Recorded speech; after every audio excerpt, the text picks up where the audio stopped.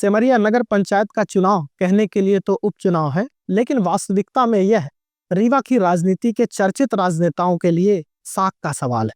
सीधे शब्दों में कहूं तो उनकी राजनीति का लिटमस टेस्ट है, जिसका परिणाम उनके भविष्य की राजनीति में काफी कुछ बदलाव ला सकता है।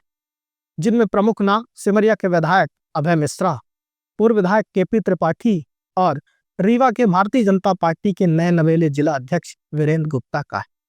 अभय मिश्रा से शुरुआत करें तो 2 साल का उनका कार्यकाल पूरा हो चुका है।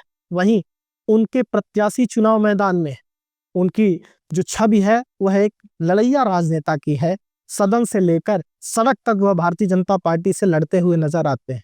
जो परिणाम आएगा वह बताएगा कि उनकी जो लड़ैया की छवि है, जीतने का स्ट्राइक रेट है और 2 साल का कार्य है, उस पर जनता क्या सोचती है।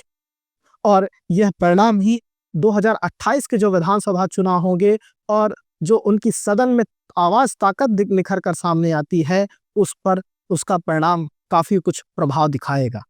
वही बात पूर्व विधायक केपी त्रिपाठी के, भारतीय जनता पार्टी के सशक्त चेहरे हैं सिमरिया में, डिप्टी सीएम के करीबी हैं, राज्य में उनकी सत्ता है, राज्य सरकार के जो सारे काम हैं जब वह सामने निकल कर आते हैं सिमरिया को, तो उसके लिए वह सामने आके बताते हैं कि राज्य सरकार द्वारा उन्होंने ये काम करवाया है। तो आखिर सिमरिया की जनता उनके काम को लेकर क्या सोचती है, विपक्ष में वह किस तरह से भूमिका निभा पा रहे हैं, वह भी लड़ैया राजनेता के तौर पर वहां देखे जाते हैं। तो वहां का जो चुनावी परिणाम आएगा वो यह बताएगा कि 2028 में उनकी दावेदारी भारतीय जनता पार्टी से कितनी होगी सिमरिया में और रीवा की राजनीति में। चूंकि वह सिटिंग सीट है भारतीय जनता पार्टी की, इसलिए बड़ा महत्वपूर्ण होगा, उनकी भविष्य की राजनीति के लिए भी ये लिटमस टेस्ट होगा। वहीं बात करें रीवा के भारतीय जनता पार्टी के नए नवेले जिला अध्यक्ष वीरेंद्र गुप्ता की, उनके अगुवाई में भारतीय जनता पार्टी पहला चुनाव सिमरिया में लड़ने जा रही है, या कि कहूँ पहला ही चुनाव लड़ने जा रही है। उन्हें जिला अध्यक्ष बनाया गया उनके अनुभव के आधार पर, उनकी जाति को देखकर। सिमरिया का जाति गुना अगर जिला पंचायत का देखें तो ब्राह्मण, वैश्य और जो ओबीसी हैं, ओबीसी में 2 जातियों के प्रत्याशी मैदान में उतरे हैं। तो जीत का जो प्रमुख गणित है वह ब्राह्मण और वैश्य वोटों से तय होने वाला है। केपी त्रिपाठी ब्राह्मण है और वैश्य को एकत्र करने के लिए ही भारतीय जनता पार्टी ने उन्हें यहाँ से जिला अध्यक्ष बनाया है।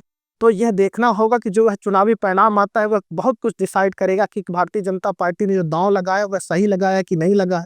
दूसरा, उनकी कप्तानी में पहला चुनाव है तो भारतीय जनता पार्टी को वह कितना एकजुट रख पाते हैं वह चुनावी परिणाम में दिख जाएगा। और सेटिंग सीट है भारतीय जनता पार्टी की। तो कुल मिला के इन तीनों राजनेताओं का जो भविष्य की राजनीति है उस पर सिमरिया नगर पंचायत के उपचुनाव का परिणाम काफी कुछ असर डालने वाला होगा और रीवा की राजनीति में एक बड़ा परिवर्तन लाने वाला होगा। तो हम सब की नजर है, आप सबकी भी नजर होगी। कल मतदान है और उसके बाद काउंटिंग का दिन। जाहिर सी बात है यह परिणाम, जैसा कि हमने कहा, आपको बताया है कि बहुत कुछ रीवा की राजनीति में नया परिवर्तन लाने वाले होंगे।